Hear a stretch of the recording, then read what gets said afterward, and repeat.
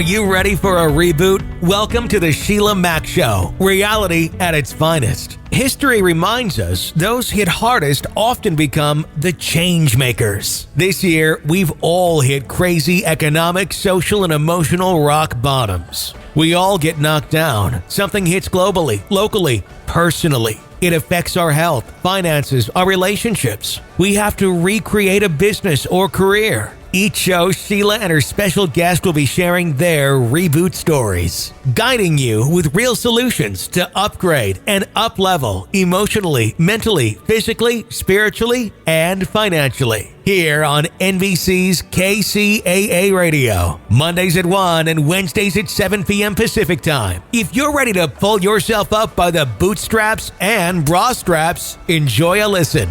Here's Sheila.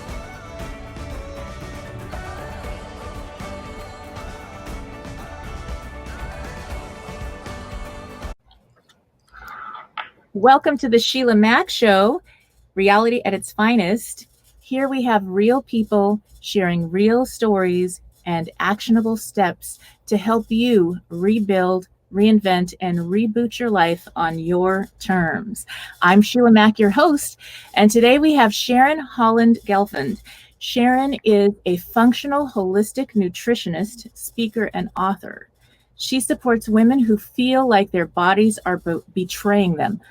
Oh, yes, Sharon.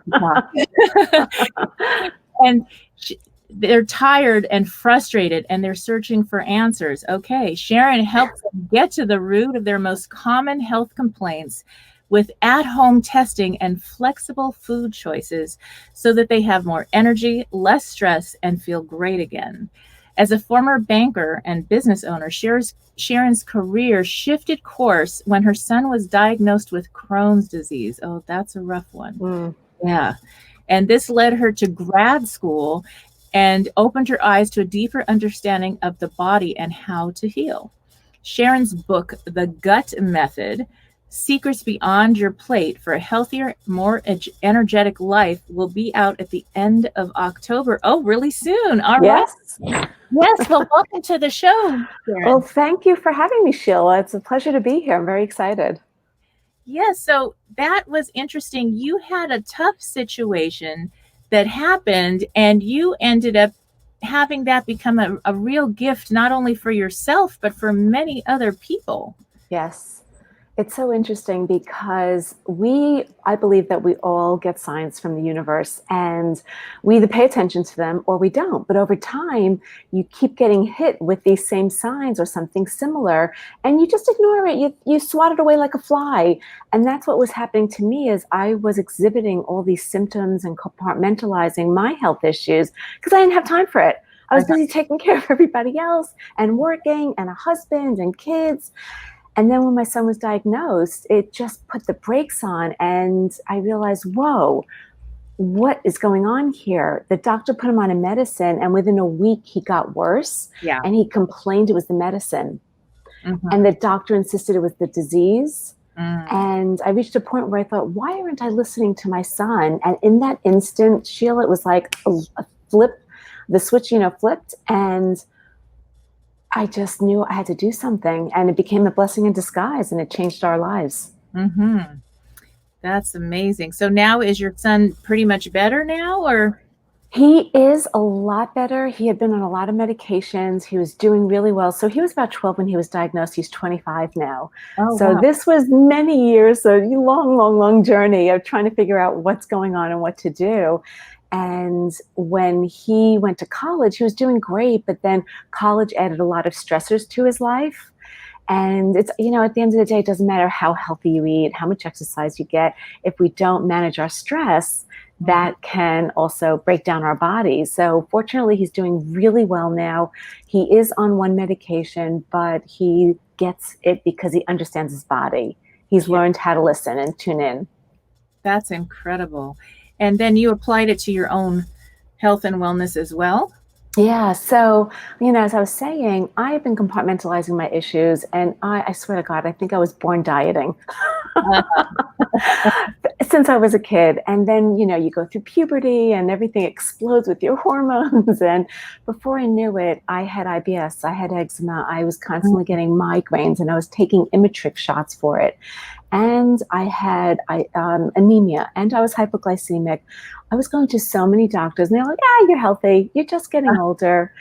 And I was just on this treadmill. So this wake-up call and going to grad school, and then, getting into functional nutrition and understanding through specific types of testing what was going on and what I was missing, it just woke me up to everything. Because once I was able to get the foundation and my gut healed, it lifted up everything that in my mind and my brain, because it's also connected.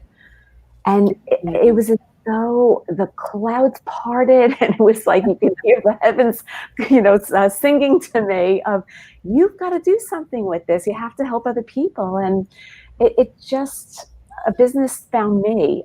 I wasn't looking for it. It found me. And I thank God every single day that I do what I do. Yes, I totally understand. I mean, I had celiac. It was undiagnosed, and my father had it, and a cousin had it, and my father, unfortunately, he did pass away, and very young, because of complications, and it got worse and worse. Wow. And his doctor told me, you need to be tested. And I was really, because I knew everybody, and unfortunately I had relatives in 3 different hospitals at once. Wow. And so I talk about stress.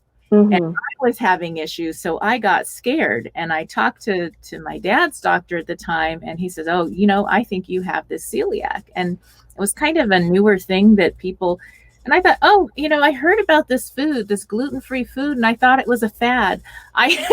Honestly, I had no clue there was science behind it, and that for some people it is very real. Yes. And so I had to get rid of all that gluten in my life completely. And within, believe it or not, for me, for that particular situation, 3 days after no gluten, I never took another stomach medication. Like I was taking Tums, I was taking all these things because I was sick all the time. I have, and this is 10 years. Never had to take anything else. That's amazing. And they wanted me to take this one medication. At first, when I first went in and they did the endoscopy and all this, they wanted to give me this pink pill. I forgot what it's called. And right on the box, it says it could cause cancer. And I said, I don't think so. I mean, I'm already having problems. I really don't want to do that if there's another alternative. And so I went cold turkey, and I didn't do a lot of the gluten substitutes either, because they didn't really taste all that good. And so, now they're better, obviously, and they also have twice the sugar and carbs. I am so glad you said that. I'm sorry, continue. yes. So I was like, well, that's not going to work for my other situations. And so I'm PCOS, and I could go on and on. But so I have to really think about it. Well, it's interesting because the gluten-free foods that are being made, like a whole industry was born, and people thought, oh, okay, I'm going to stay away from gluten. I'm going to buy all these products, but nobody's reading the ingredients. Exactly. Nobody's looking at all of the, they can't even read half of the ingredients, and then they're eating it because they have all these labels and these marketing claims, and we've become a society that is eating advertisements. And instead of being disconnected and just grabbing something because it looks good or it sounds good or somebody told you about it, it's picking it up and saying, what are these ingredients? Does it serve me? And, listen, on occasion, if you want it, okay, go ahead and have it, but at least know what you're doing. It's the awareness. And so much of that is what's missing with our lives, because again, we're so busy doing and taking care of everybody else, and then we'll we'll take care of it tomorrow, and I'll go on a diet next week, and and it's just a vicious cycle.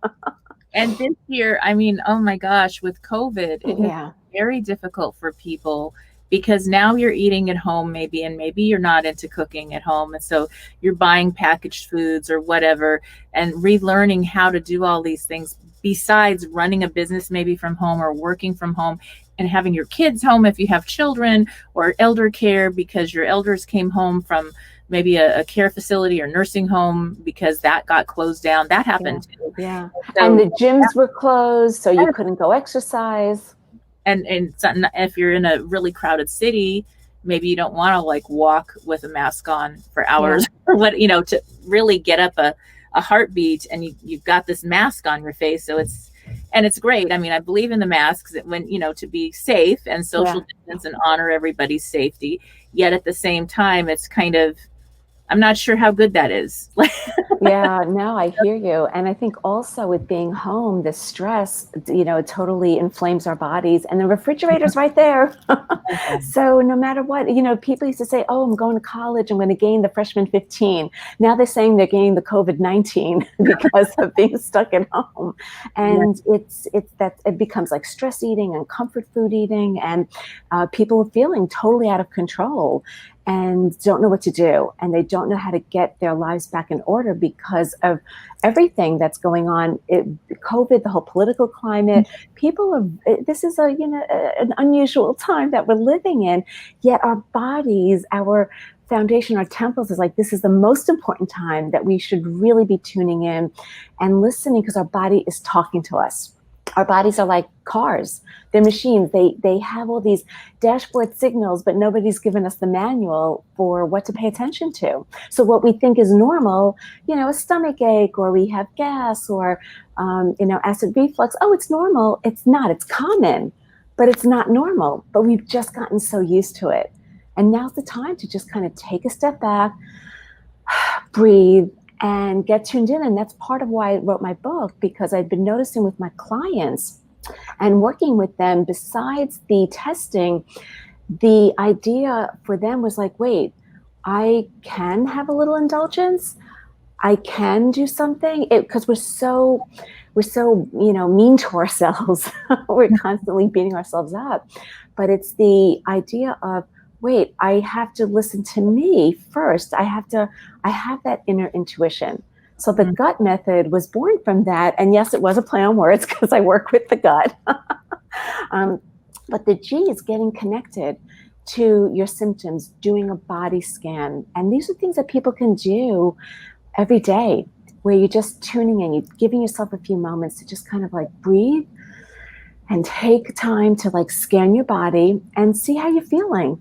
And doing it after you eat a meal and keeping track of things. Because once you can connect to all of that, and also the emotional parts that you're going through, then you understand what this means, and then you can take action. And that is a plethora of different things, because for everybody it's different. But to just even chew your food, right? To just sit and chew, as opposed to gulping, because we're always in a rush to go somewhere. Did you ever see that commercial that had the owl with the Tootsie Pop? Oh, yes, I remember that. It's like, how many, licks does it take to get to the Tootsie Center? And it's like 1, 2, and he bites into it. And that's how we chew our food. We just like gulp and swallow. And you didn't even get to enjoy it, really. Right. Yes, it's so interesting. I mean, when I got glutenized, because I traveled for 7 years straight after I learned about the celiac, and I had to be so cautious, and sometimes they just forgot, or somebody forgot, or somewhere along the line they didn't mention they put batter, like wheat, in the pancake, in the omelet. So you're ordering a vegetable omelet, and the next thing you know, you're like, what did I do? I'm so sick. And I would have to go to a liquid broth only diet. Wow. Do a cleanse, maybe go colonics if I could find one, do a complete, because the poison is in my system. Yeah. And one of my functional medicine, I think it was, or I have so many people that I went to, told me, hey, that's what you need to do, is get the poison out of your system, first of all, and cleanse, and then let your stomach heal. And I think that it's not always safe to fast. If you have sugar issues, you have to make sure it's a modified fast for the sugar situation or whatever. It's very unique. Not everybody's going to be able to consume the same thing. So you have to really look at your individualized body. But that, like, we needed this universal pause, like our bodies need a moment to not eat so much junk food, Yes. and have a rest and a reset as well, and to heal. Yes. I think that makes a difference. It makes such a huge difference because, again, going back to what we were saying earlier, when you're stressed, doesn't matter how healthy you think you are, how well you eat or you exercise, stress creates all of these free radicals. It creates that inflammation in the body, and then it disrupts your gut. And then the gut, it's like it's attached to the brain through the vagus nerve. So everything's like warning, warning, and all these alert signals go off. And then people start getting stressed from that. And then they become anxious, and it just becomes this vicious cycle because they don't realize how so connected it is to the foods. And also our livers get so overburdened. And if they're not detoxed properly, it's like a bathtub, if you can't pull out that plunger and the water keeps flowing, it overflows, everything goes right back into your bloodstream. And the liver tries so hard to protect us. It wants to metabolize all of these nutrients, but it also, and it wants to get rid of these toxins. But when there's too many, it protects us by putting toxins into the cells. So that makes it even harder for us to try to clear everything out. And that's why things keep, the cycle keeps going over and over, and people don't understand, why can't I get off this hamster wheel? Mm-hmm. Because they're not tuning in. As you said, right? It's every way of doing it is different because it's not a cookie cutter solution, and we're trying to throw spaghetti at the wall and find the quick fix to something, and it's not. It didn't happen overnight. No. So it's not going to happen overnight to resolve, and you need that rest and digest. Absolutely. Mm-hmm. Mm-hmm. Just even for muscles, you want to build your muscles and start working out again, and if you're not giving yourself that recovery day or time and working different, this is why the trainers, they work different parts of your body at different times, because you're doing leg day and your arms are resting and those muscles are rebuilding, and then you go back to arms, and then you do a different, your back and your shoulders, whatever. And so they have it that way because it works. And if you don't rest, then you start losing your muscle. Mm-hmm. Absolutely. And God knows, sitting every day, and for those who work at home, it's like, oh my God. Then you get up and you're like, oh, I feel achy on my joint. I have never sat so much as 2020 in my life. I didn't even watch television, and we didn't know what else to do, and my kids were like, let's watch something. I was like, we went through so much, like years of television that I had missed, and it was like, okay, I'm done. I can't even sit here another second. And I changed out. I just got the ball to sit on. So, and I have weight. So if I sit and watch a show now with the kids, I'll actually be on the ball, bouncing around or doing something and using the weights, because I'm like, I got to get back on track. And it's one of those things that it's little steps at a time. Love yourself through it. This is incredible. Your book sounds like exactly what a lot of us need this year. Yeah, I'm very excited about it because there's also a lot of journaling and writing exercises, because I want it to be your manual. I want it to be something that you have, because then when you do figure out, oh, you know what, I need to go to this practitioner or do this modality, then you have all the information because you have it all in one place. And, it is, you hit the nail on the head. It's like just one step at a time. We're trying to do so much at once. And then if we don't, we feel this perfectionism of, okay, that's it, throw up my hands. If I can't get it right, I'm quitting. Then it doesn't work. And if you do, like I moved into the city. I mean, I've been here for a while, so before COVID, but, I was definitely nervous to go outside, and, everybody was fleeing the city and the gyms were closed. And I thought, all right, what am I going to do for exercise? And I said, let me go into the stairwell and go up and down the stairs. So at least that's something. Mm-hmm. And people were saying to me, like, wow, I never would have thought of doing that. So it's just like finding different ways to keep yourself active, and just find ways to also spend time, as you said, with the self-compassion. You have to put the oxygen mask on yourself first, because we are no good to anybody else if we're not breathing. That's right. That's right. Breath. Like you think of yoga class. Yoga is just breathing. When you go to these yoga masters, they'll say, if you're breathing, you're doing yoga right now. If you sit on your mat and all you did was breathe for half an hour, that's a yoga practice. And I was like, okay, yes. And so it's like a little bit at a time. People would go from just doing breath work to then doing very gentle yoga. And by the end of the year, they're doing incredible. I don't know, yoga things, postures and this and that. And that was one of my favorite yoga studios. I did a teacher training with them years Oh, ago. wow. And the lady that ran the studio, she's going to be on the show one of these days. And she was from India. She was a doctor. She quit that to do her passion. She loves her yoga studio. She's incredible. And out of all the studios, I've loved them all that I've been to, because I'm one of those that loves to go meditate while I'm actually moving. Meditation in motion, I guess.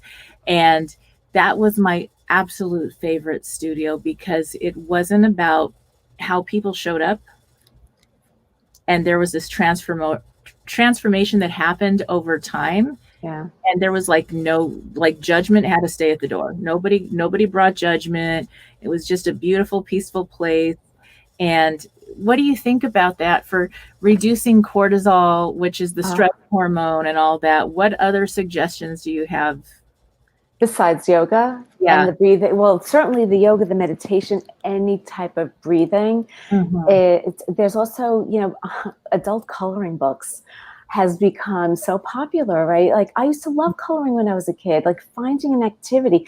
Think back to, when you were a child, what did you love to do that was fun for you?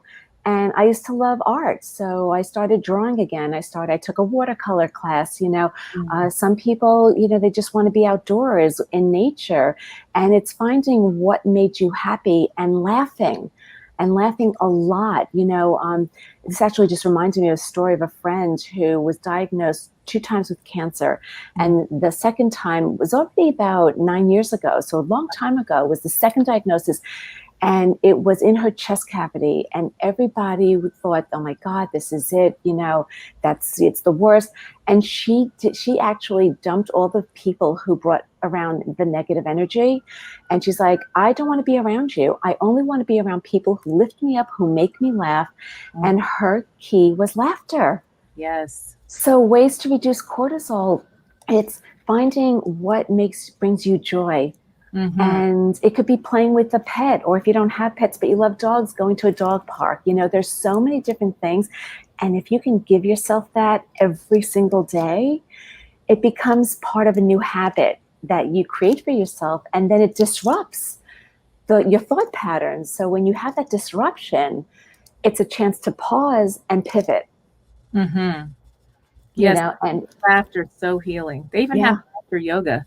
Believe it or not, laughter yoga, where you go and they start laughing, and then it's like it's contagious. Everybody starts laughing, and it's the most interesting thing. It is. But I'm sure you've also noticed, like, who you surround yourself with also either adds joy or brings stress to your life.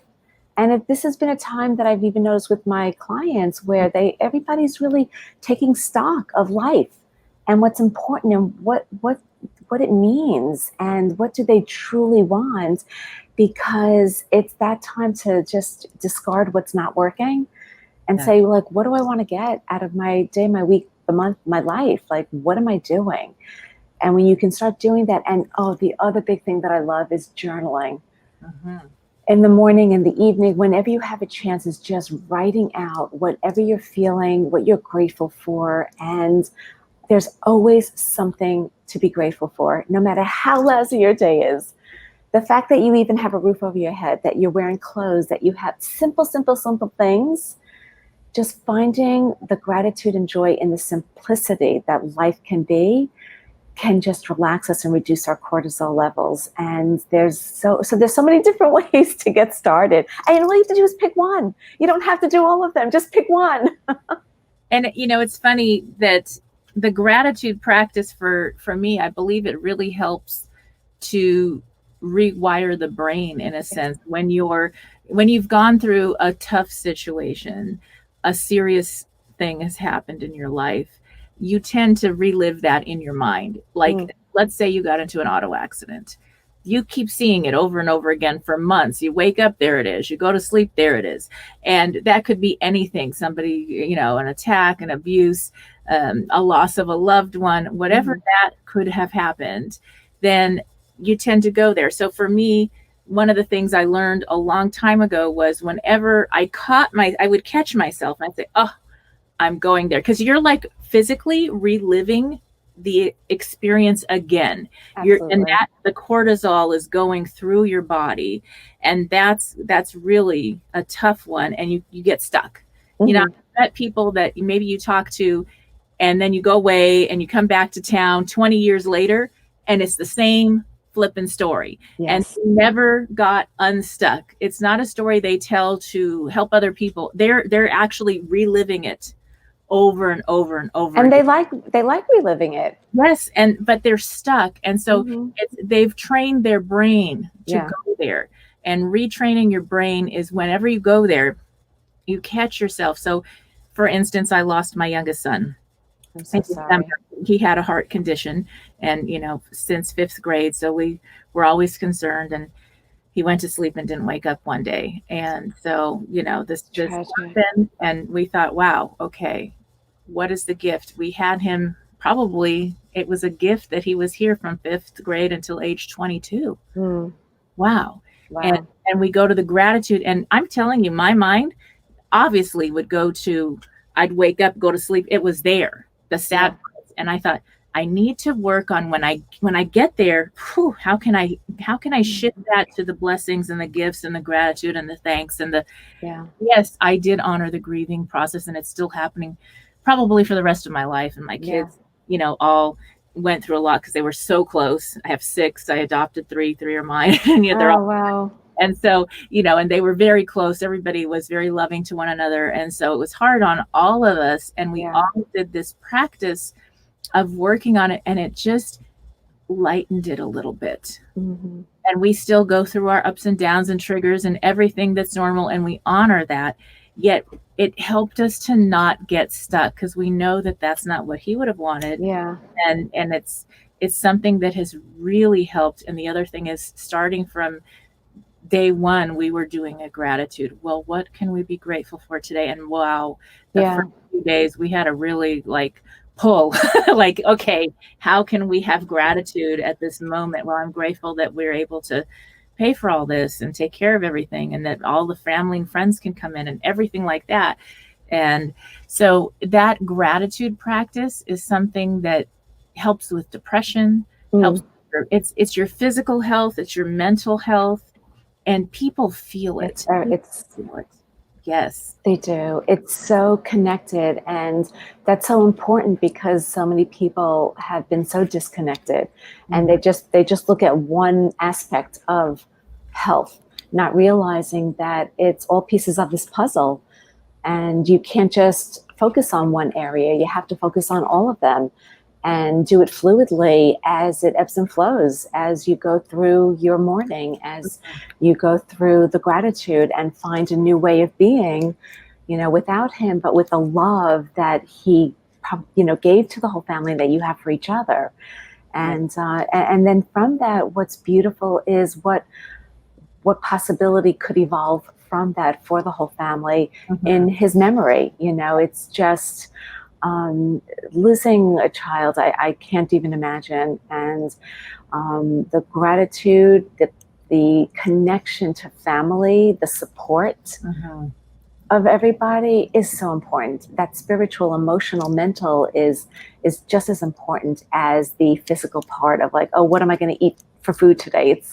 It's more important sometimes than actually the food, when you really think about it. Well, besides the gluten from the celiac and of course other things, but we have to give it a lot more credence and a lot more value than it's given. And people are really starting to come around and realize that, to be present. And I think when you get back to, your son had this Crohn's, and different, when your body is going through something and it's giving you serious, hey, this is painful. I'm having all this difficulty. I can't even function right now. When you listen, it's actually a gift and a blessing in a way, because it's telling you, hey, you know what? Maybe something else isn't aligned. Your diet, it's the journaling, it's meditation, it's giving yourself gratitude, things. It helps you to remember what really matters most. And like you said, especially for us women and moms, we're busy. We're doing so much, and we don't have time yet. And we think we don't deserve it. Yeah. And then you realize, wait a minute, there's no way I can give to everybody else unless I take care of me. Yes, absolutely. So interestingly, when my son was young, actually for a year before he was diagnosed, something was off. And he just wasn't feeling right, but we couldn't figure out what it was. And his behavior had changed also, because when you're not absorbing nutrients, it affects your mental capacity, your ability to be calm and to have conversations. And he was very explosive. Oh, wow. And I was going through a divorce. So it was a perfect storm of everything that was happening. So, realizing, even for the parents who are listening, our kids know their bodies. And if we just take a pause and pay attention to what they're saying, they can't always articulate it, but they can draw it. So sometimes it can come through pictures of how they're feeling and what they're feeling, because they don't have those words yet. And if we give them a word, they might not understand it yet if they're young. And that was my son. Like, he couldn't even articulate it, and he was acting out.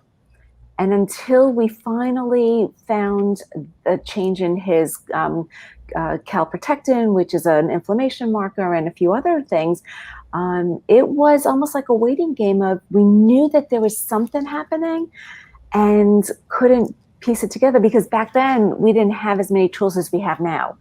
This was like 12 years ago, so things keep evolving. But he uses comedy for his stress. It's like laughter. He loves to laugh. He loves to write comedy. And I think whatever we can all do to find what makes us and brings us, joy and happiness is, it definitely will reduce the cortisol, help to reduce the stress, because stress is a real problem in the country and the world, and COVID's not going away anytime soon. Yes, I know that is something that COVID has raised everybody's cortisol. People that have never had an issue, they're like, well, I got that COVID-20 weight too, and they did the same. Like, they still exercise, they still did things, and they're like, what's different? And I really think it's that cortisol and that stress, because they were hit maybe financially, or they were hit with maybe not knowing if you can pay your rent because your business had to shut down. And do you pay the business rent or your house rent, or what do you do? Because a lot of the businesses had to continue to pay rent at their places of business when they were closed. And of course, the landlords have to pay their mortgage, but at some point, when nothing's coming in, it's very difficult, and it comes out in interesting ways. Definitely. Listening to our bodies, reading great books like your book when it comes out. I'll definitely maybe have you come on again and share about it, and share your link when it's available. And then at the end of the show, we'll have more information on how people can connect with you. But it's very important to be aware and listen. Like my little son, when he was in 5th grade, he said his heart hurt and he had the trouble on the basketball court. And I brought him to the doctors, and they were like, well, it could have been he was just dehydrated. And they sent us home. And I said, oh no, this child never complains. Yeah. And they don't even know what their heart hurt means.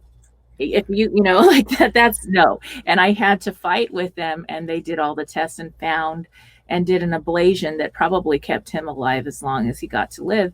And so as a parent, sometimes, yes, listen to your doctors, but get lots of opinions. And if you go away, keep getting opinions and keep researching. And keep trusting your own intuition, because there was something in me that was like, this doesn't make sense, and she's not answering my questions. This doctor, there's something, and questioning. It's like, it's okay. Yes, they're the experts, and yes, doctors save lives, and they're wonderful, but they only know what they know. They've been trained how they've been trained, and we need to be our own health advocates for ourselves, for our families, and give the tools to our kids to be able to do that.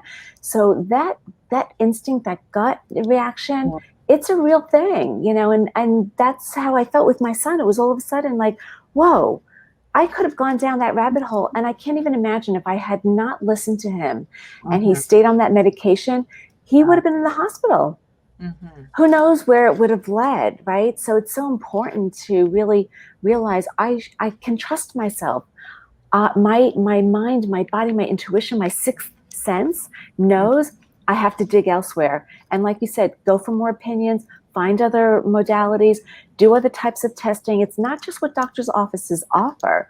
There's so many other ways to really get to the root of what is happening in your bodies. And it's different. Like I do hair analysis for people, and they're like, hair analysis? Nobody does. My doctors don't do hair. What is that? And there's just so many ways to go about your health that don't have to be just black and white. Mm-hmm. And Yes. it gives you a chance to explore those avenues. It's very, very true. That's incredible. I probably will have to get a hair analysis for sure. I'm always doing the latest and greatest to check and all that fun stuff. I enjoy it, but I also find it interesting, and I do go to my doctor, but I also do other things. And I think that food is our medicine, and it can be if we're able to follow a process and learn how to use food as a gift and fuel and heal our bodies and our gut, then that's going to really make a difference in health and wellness, especially when that's so important this year. Absolutely. It will, it is. And I think that the tables are turning. I think we're hitting that tipping point where people are, waking up and realizing I need to be proactive, because you only have one life in this body, right? You need to be proactive because, where do you want your health to be 3, 5, 10 years from now? You can still live with that chronic pain and inflammation. And I think it's now 1 in 9 women are being diagnosed with autoimmune disease. Mm-hmm. And I think that just taking those first few steps, and it just propels you to want to explore deeper and to be healthier. That is so good. Yes, so true. Do you have any advice for, let's say, parents that are seeing that maybe their kids are eating just a lot of the wrong foods right now, and you're trying to kind of subtly bring in healthy foods? Do you have any advice? I mean, you probably had to switch the menu at home with the healing process for your son. Oh, yeah. Advice on how to do that? Oh, absolutely. So with my son, he didn't eat anything green, a vegetable, he wouldn't even look at it. And because his taste buds were completely off, everything was white and processed. Mm-hmm. So first I started with, instead of doing like a mashed potato, I got cauliflower, and I mixed it half and half. So I had even though it was white, had a little bit of that. Then I started to make these protein shakes, chocolate shakes with a vegan protein powder and non-dairy, milk, and throwing in spinach. So I found ways to hide it. There's so many. I'll give a few ideas, but hopefully it'll propel people to think of other ways. But if your kid's a pasta eater and you just know pasta's bad for them, there's alternatives that are pretty good, like cauliflower pasta or lentil pasta, and they come in white elbow shapes. So looking for an alternative pasta, but not ones that have a million ingredients, right? Look for the ones that have the fewest ingredients, and there are quite a few out there. So at least that's one place to start. And the other thing is, if instead of buying cookies, make them at home, and instead of using regular white sugar, start by switching it to maybe coconut sugar, using half the amount of sugar, getting chocolate chips that are a little bit healthier, not the store brand. Start exploring different brands to make some of those same recipes, but a little bit on the healthier scale. And instead of white flour, try oat flour. So those are some ways. And with snacks, I always say kids need 10 to 15 times to see something before they'll taste it. So always have, kids love clementines, put the fruits out, put some vegetables out, don't force them, invite them. And then also maybe get them involved in, hey, let's have a chewing contest. Let's just take this carrot, we're each going to chew it 20 to 30 times, and then we're going to open our mouths and let's see whose is the mushiest. So you can play games with them depending on how old they are, but it's making swaps slowly. Yes, that makes a difference. And I remember years ago, my kids, I worked at a private school for a while. It was a Waldorf school. And coming from the public school situation with the lunches were so processed and so not healthy. It was just, our United States public school lunches are not good. And then I go to this school where every single kid had organic food packed from home. And that was this different environment. And I thought, oh my gosh, this could happen anywhere where it was normal. And I think it comes down to marketing. Yes. A lot of the times. And marketing, like, you have to eat this fun cereal and this, and it gets a prize or whatever it is. And in it's the peers and the people that you're around, because everybody was very into health and wellness and organics and natural. And they had a gardening class, all these things. And so with that, the kids, that's all they knew. Yeah. They didn't do a lot of TV. The parents had to sign a waiver. Wow. That we're not going to have our kids watching TV. Right. It was a completely different world. And I was like, it's also a form of marketing in a way, because it's what's around you. So if all you have is the options of you're going to get a healthy organic lunch, it might look really good. It could still look like it's still going to be a pizza or whatever fun sandwich or however you want to make it. But it's going to be organic and healthy, maybe gluten-free, maybe sugar-free, like you said, different sugar substitutes. Now for me, I do monk fruit and stevia is all I do. So depending on what you can do, that's zero glycemic. And it depends on what you need. Right. Absolutely. I love monk fruit. Stevia, some people do have issues with that. Yeah. And then a lot of people like to switch to erythritol, which is a sugar alcohol, but that also can lead to some stomach issues. So as you said, it's like finding what's right for you and just trying to at least upgrade what those ingredients are and starting slowly. Don't try to do it all at once, because the kids know. And you have to be very casual about it. And if you are going to switch pastas, throw the box out. They don't need to see the box. That's a good one. Or keep the old boxes and fill them up. Yeah. But like, I just made a lasagna the other day with sliced zucchini, and I used a potato and thickened it with like some arrowroot and water, and just kind of used that, made my own tomato sauce, and it tasted delicious. Yeah. And, so there are ways to be creative and have flavor still in your food. So, but it's always, again, it's just start with one thing and just upgrade. Just start reading those ingredient labels. And peanut butter, your peanut butter only needs 2 ingredients, and it should be organic. Right. Organic peanuts and salt. That's it. It doesn't need anything else. And I can guarantee you people are now going to start looking at their labels in the store and being like, what? Soy. There's so much soy, and some people are allergic to soy and they don't know it. And that's an issue. Oh, soy's a whole other story. Yeah, we could talk for hours about this, but it's really important to just be aware and go, I think, as natural as possible. Whole Foods. Eat the perimeter of the supermarket, stay away from those aisles. If they're sitting in a box on a shelf, what are they doing inside your body? If they have an expiration date that's a year from now, what is that telling your body? Your body can't read it. I actually play a game where I used to do classes, eating for athletes in the high school. And I play games with putting up the ingredients and having all the students guess what it was. And they were just mortified when they found out, like, their favorite snacks. They didn't know, they didn't understand what any of the ingredients were. Wow. Yes. So true. And it makes a difference at any age. When you make a switch, you'll see a difference in your mental health, physical health. Everything changes with that. And it takes a little while. It's not going to be one day. It's a process. It's a lifestyle. Yes. It's a lifestyle. So if you look at it that way and break it down, and that's another thing too that's really important to think about, is chunking it down and not trying to, because it can be so overwhelming. But if you just chunk it down and say, let me just start with 1 week, let me just look at my week, and then let me just break it down day by day. Let me just start with the day. And then you do it one day at a time. So it's like everything else. It's like business also, right? You have your big vision, but then you have to work backwards so that you can get your timeline, chunk things down. It doesn't happen overnight. Yeah. And our health is not going to miraculously improve overnight also. But there's hope, because there's so much possibility with all these shifts.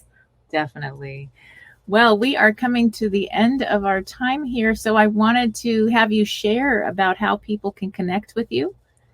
Yeah, that would be great. The best place is to go to my website, which is Sharon Holand with 1L.com. All of my social media is on there, and I actually have a free checklist that gets you started with connecting to your symptoms, a guide of how to pay attention. And yes, my book will be out. The link should be available by the end of next week, so I'll let you know when that's up, and I'm very excited about it. Thank you so much for having me. All right. Thank you for being on the show, and we will see you all next time. All right. Bye-bye. If you are just tuning in, this is the Sheila Mack Show, reality at its finest. Here we have real people sharing real stories and actionable steps to help you rebuild, reinvent, and reboot your business and personal life on your terms. I'm your host, Sheila Mack, and we are here today on NBC's KCAA Radio, the station that leaves no listener behind. Today, we had an incredible discussion about emotional intelligence at work.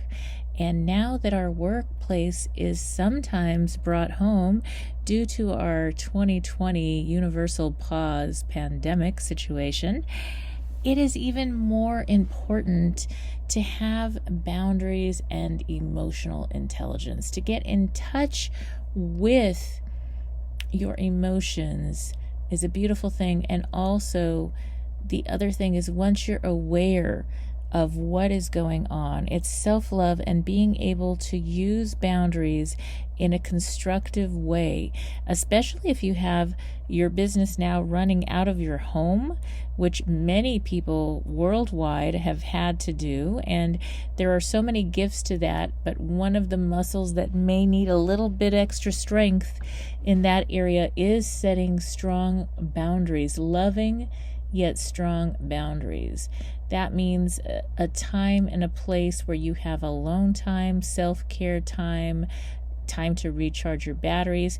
And also, when you are at work, you need to have boundaries set up so that you can actually get your work done at a reasonable time and still be able to have, I think it's even self-discipline with the boundary of being able to start work and stop at a certain time, because I think when we bring work home, sometimes we can just keep on working, or we may end up getting distracted by other things going on in the home. Of course, we need to care for our children or elderly parents if they are home due to this year's situation and not doing school at an actual traditional school this year.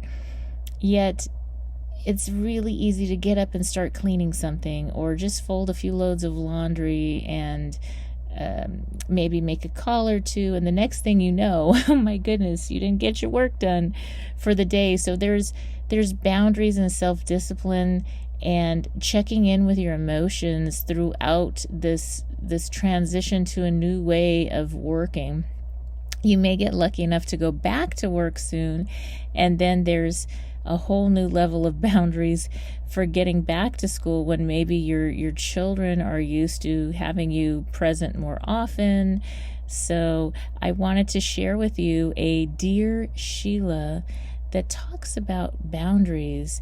And if you have a question for Dear Sheila, you may write in to www.dearsheila.com. If your question is used on the show, you will also be receiving a special thank you gift from me.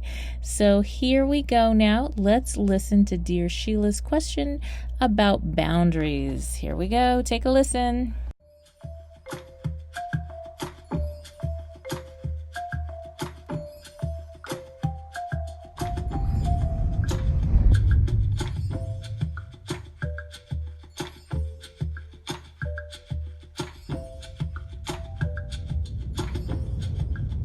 Welcome to Dear Sheila, answering real questions with real solutions to help reboot your life. How do I set healthy boundaries and say no without the guilt? Dear Sheila, I have been drowning in projects, volunteer work, and extended family daycare. Most of my adult life, I have had this habit of saying yes to things and then regret it. Now I'm overwhelmed, exhausted, and a bit resentful. Along with everything else, I agreed to babysitting my sister's 2 children, and somehow it's morphed into a regular, non-paid job. My question is it even possible to escape the volunteer workload I accidentally agreed to without having everyone be upset with me? Signed, Yes Mom. Dear Yes Mom, this is definitely the year for rebooting and reinventing your life. Remind yourself that each no is there to serve you and the bigger yes that you have for yourself. Let's run this situation through the Boots formula. Throughout life, one can find themselves facing a difficult situation that often catches them by surprise. Over the years, I saw the patterns in all the times I've had to reboot and in how I've helped my friends and clients get through a hard time and quickly back into action. Ultimately, I came up with the Boots formula. The B in Boots is for being.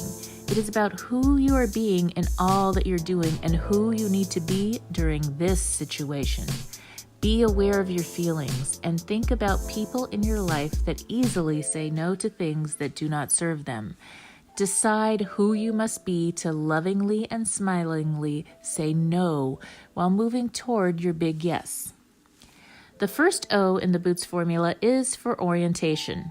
In order to get the outcomes you desire, you must be honest. Check in with any activity that is causing overwhelm. Write out your perfect day or week and see what you put on that list of things that you want to do. And then remember that that perfect day is a reminder of your big yes. The next O in the Boots formula is for order of operations. Now that you know who you need to be and your orientation, you can decide in which order you must take action. This may be sitting down and writing out a message or calling to say that at this time you must step down from certain positions. It is also having to talk with your sister about what days and times that you will be available for babysitting and when you will not, without an excuse or an apology. The T in the Boots formula is for thinking. This is where your mindset comes in. Stop waiting for that perfect time to stop doing anything that truly does not serve you. This week, be aware of each time you are compelled to say yes. Either say no, or just for this week, say, I'll meditate on this, or I'll pray over it, or I'll review my schedule first and get back to you. This will buy you that thinking time you need to remind yourself of your bigger yes. The S in the Boots formula is for stepping up. This is the part that puts all the other pieces you have planned into place and helps you now reinvent your life on your terms. The time is now for us to collectively work together to rebuild this year. My hope is that this video series and my new book, Bootstraps and Bra Straps, helps. In my book and on my website, I provide plenty of free resources for anyone dealing with a rock-bottom situation to help reinvent and reboot their business and personal life. If you have a question for Dear Sheila, message me at www.sheilamac.com. As always, I wish you life, love, laughter, and thank you for tuning in to the Sheila Mac Show, reality at its finest, where we share real situations with real solutions to help you rebuild, reinvent, and reboot your life on your terms. I'm your host, Sheila Mac. I'm giving you some homework. Grab a copy of my bestseller, Bootstraps and Bra Straps, to learn the formula to go from rock bottom and back into action in any situation. If you have a burning question for the show, send it in to www.dearsheila.com. Tune in again Mondays at 1 p.m. Pacific Time and Wednesdays at 7 p.m. Pacific Time, right here on KCAA, the station that leaves no listener behind. Have you lost your job? Have you lost a loved one? Are you exhausted caring for your parents, for your kids? Well, you can find immediate relief when you read Sheila Mac's new #1 bestseller, Bootstraps and Bra Straps. It contains the Boots formula to move from rock bottom back into action in any situation, especially right now. If life has knocked you down, pick yourself up with Bootstraps and Bra Straps. Get your copy at www.SheilaMac.com today.